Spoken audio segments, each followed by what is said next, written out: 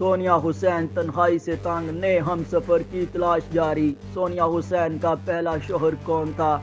Television की मकबूल अदाकारा ने तन्हाई से तंग आकर एक बार फिर नए हमसफर की तलाश शुरू कर दी है, लेकिन काफ़ी कोशिश के बाद उन्हें ख्वाबों का शहजादा नहीं मिल सका। इस बारे में अदाकारा का कहना है कि उन्हें ऐसे शख्स की तलाश है जो सबसे बेहतरीन इंसान हो।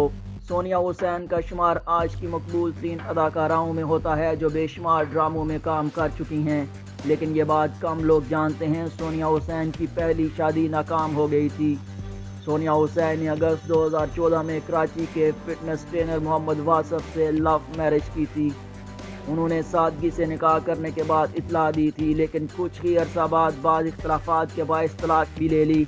अब सोनिया हुसैन दोबारा शादी की ख्वाहिशमंद हैं, जिसका इजहार उन्होंने एक इंटरव्यू के दौरान किया, जहां उनसे पूछा गया कि वो किस तरह के लड़के से शादी करना चाहती हैं। सोनिया हुसैन का कहना था कि उनके नज़दीक एक अच्छा इंसान वो है जिसे बात करना आती हो, क्योंकि इंसान में मज़ाक का होना बहुत ज़रूरी है। मैं सबसे पहले इस चीज़ को तरजीह देती हूँ, बाकी तमाम चीज़ें दूसरे नंबर पर हैं। अगर एक लड़के में सारी खूबियाँ हों लेकिन उसे बात करने का सलीका ना हो तो मानी नहीं रखता।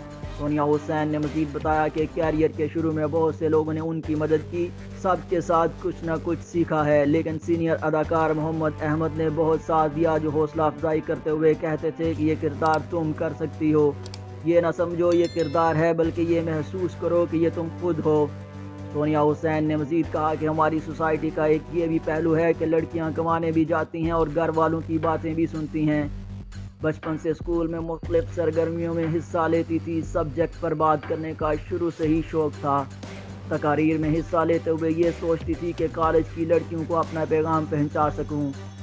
शोबिस में आने से ये फ़ायदा हुआ, जो पैगाम स्कूल या कॉलेज लेवल पर दे रही थी अब वो अदाकारी के ज़रिए लोगों तक पहुंचा रही हूँ।